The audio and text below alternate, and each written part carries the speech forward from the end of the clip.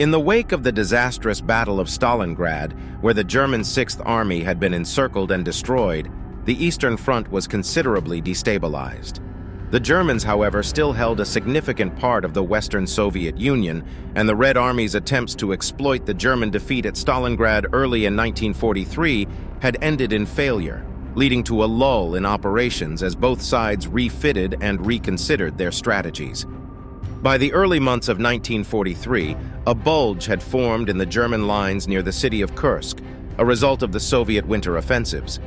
This bulge, or salient, extended approximately 250 kilometers from north to south and 160 kilometers from east to west.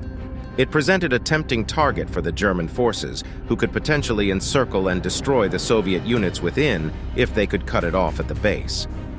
On the German side, Field Marshal Erich von Manstein, who had masterminded the German counterstroke at Kharkov in March 1943, was a strong advocate for an offensive against the Kursk salient. Despite initial reservations, Adolf Hitler also came to support this view, believing a victory at Kursk would re-establish German strategic initiative on the Eastern Front. Operation Citadel, as the plan came to be known, aimed to pinch off the Kursk salient with a double envelopment, attacking from both the north and south. It would be a highly ambitious operation, requiring significant resources. To carry it out, the Germans assembled nearly 1 million men, around 3,000 tanks, and 2,000 aircraft, making it one of the most formidable forces they had ever put together. The new heavily armored Tiger and Panther tanks were included to give the Germans a technological edge. On the other side, the Soviets were not passive. Marshal Georgy Zhukov and other Soviet commanders anticipated the German offensive. This was due in part to intelligence provided by the British, who had cracked the German Enigma code. As a result, they began a massive effort to prepare their defenses in the Kursk area. Millions of mines were laid, thousands of kilometers of trenches were dug, and artillery was massed to create interlocking fields of fire. Additionally, reserves, including whole tank armies, were assembled behind the lines to counterattack and exploit any potential German failure. By the time of the battle, nearly 1.3 million Soviet troops, over 3,000 tanks, and around 2,400 aircraft were positioned and ready. The stage was set for one of the largest and most brutal battles of the Second World War. Both sides believed that the upcoming battle could alter the course of the war on the Eastern Front. As such, the background to the Battle of Kursk was characterized by intense preparation, tactical deliberation, and a building sense of anticipation. The German offensive, or Operation Citadel, July 5th, July 16th, 1943. Operation Citadel, the German offensive during the Battle of Kursk, took place from July 5th to July 16th, 1943. It was the last strategic offensive that the German forces launched on the Eastern Front, and its goal was to sever the Kursk salient by conducting pincer movements from the north and south, encircling the Soviet forces within.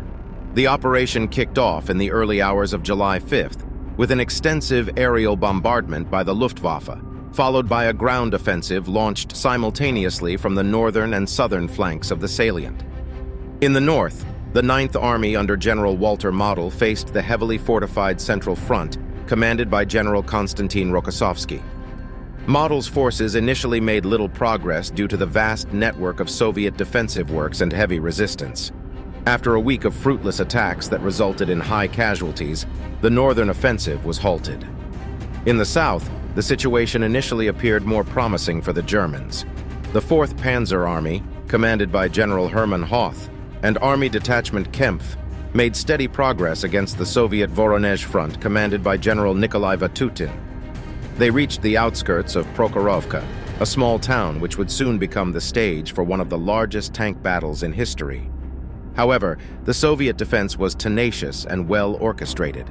Layers upon layers of defenses bled the German forces dry and significantly slowed their advance, allowing the Soviets to continuously bring up fresh reserves. On July 12th, near Prokhorovka, the 4th Panzer Army clashed with the newly arrived 5th Guards Tank Army under General Pavel Rotmistrov in a massive engagement involving approximately 1,000 tanks and self-propelled guns. Despite the common perception of a decisive Soviet victory at Prokhorovka, The battle was tactically inconclusive, with heavy losses on both sides. By July 16th, the German offensive had been halted. The extensive Soviet defensive preparations, combined with their effective use of depth and reserves, had exhausted the German forces, both in terms of manpower and machinery. Concurrent with these events, on the distant Sicilian front, the Allies had landed, opening up a new front in Europe. Given the mounting pressure, Hitler decided to cancel Operation Citadel, marking the end of the German strategic initiative in the east. The German offensive, though formidable on paper, was not able to crack the extensive and intricate defensive network put in place by the Soviet forces, demonstrating that the Red Army had grown in both confidence and capability. The initiative on the Eastern Front had now decidedly swung in favor of the Soviets. The Soviet Kursk Strategic Offensive Operation, July 12, August 23, 1943. The Soviet Kursk Strategic Offensive Operation, also known as Operation Kutisov, was launched on July 12, 1943, and lasted until August 23. This operation aimed to exploit the German failure to seize Kursk and engage in an aggressive counteroffensive that aimed to break the back of the Wehrmacht on the Eastern Front. By this time, the German offensive, Operation Citadel, had faltered. Capitalizing on this, the Soviets, led by General Rokossovsky, launched Operation Kutisov against the German 2nd Panzer Army and the 9th Army in the northern part of the Kursk salient. This action aimed to cut off and destroy the German units that had been engaged in Operation Citadel. Simultaneously, in the south, the Soviet Steppe Front under General Ivan Konev, now redesignated as the Voronezh Front, initiated a massive assault against Army Group South, a force that had been severely depleted by its attempts to break through the Soviet defenses around Kursk. The Soviets capitalized on their numerical superiority, and for the first time in the war, their better preparedness for large-scale offensive operations. The Soviets had superior resources at their disposal, with fresh and fully equipped divisions being continuously introduced into the battle. On the northern front, the Red Army steadily pushed back the exhausted German units. The city of Orel, which had been in German hands for nearly 2 years, was liberated on August 5th, marking a major psychological blow to the Germans. Operation Polkovodets-Rumyantsev, which took place from August 3rd to August 23rd, 1943, was a crucial Soviet offensive named after an 18th-century field marshal, Peter Rumyantsov. It was aimed at the southern flank of the Kursk salient, following the halt of the German Operation Citadel. This operation was designed as a massive strike against the German Army Group South, specifically its 4th Panzer Army and Army Detachment Kempf. The goal was to reclaim the strategic city of Kharkov and to follow up on the successes of the Soviet defensive effort during the German Operation Citadel. The Soviets launched the offensive with the Voronezh and Steppe fronts, composed of well-equipped, battle-hardened units. They massively outnumbered their German counterparts and benefited from superior air cover from the Soviet Air Force. The attack began with an artillery bombardment of an intensity not seen since the Battle of Stalingrad. The barrage, combined with the use of tanks and infantry, allowed the Soviets to break through German lines. Despite the Germans' fierce resistance and effective tactical counterattacks, they were unable to halt the Soviet advance due to their depleted forces and the constant pressure from the Soviet side. The fight for Kharkov, the operation's primary objective, was brutal. Street-to-street and house-to-house combat was waged, similar to the Battle of Stalingrad.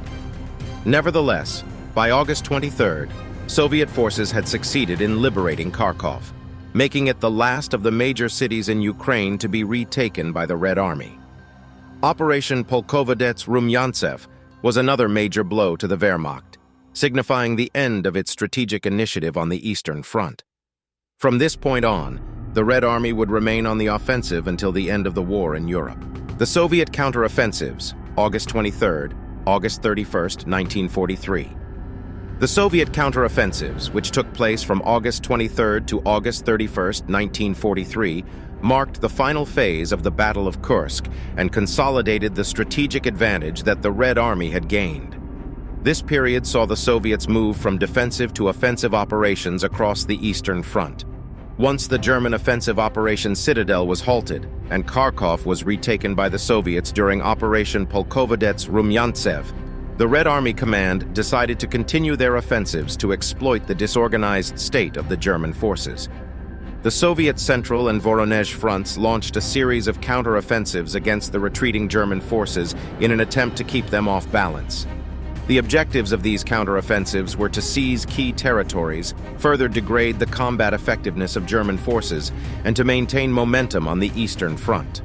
The Red Army forces aimed to push beyond the original lines from where the Germans had launched Operation Citadel, and to encircle and destroy significant portions of the German forces. The counteroffensives were characterized by fierce fighting as the German forces attempted to hold their ground and conduct an orderly withdrawal under constant Soviet pressure.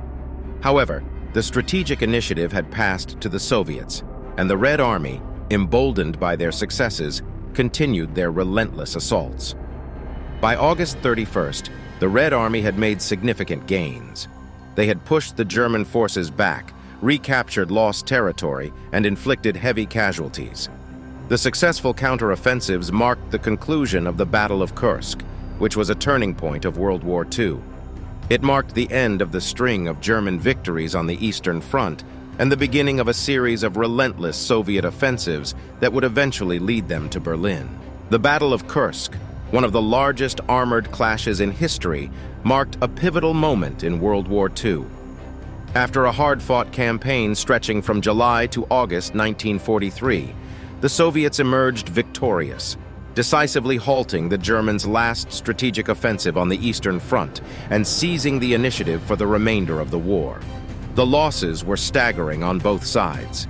It's estimated that Germany lost around 50,000 to 54,000 personnel during Operation Citadel alone, and close to 160,000 men in the whole battle.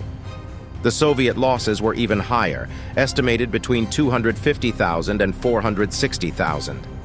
Despite the heavy costs, the victory at Kursk emboldened the Red Army, which went on a relentless offensive, driving the German forces westward until the ultimate fall of Berlin in 1945. The battle hence remains a symbol of Soviet resilience and strategic acumen.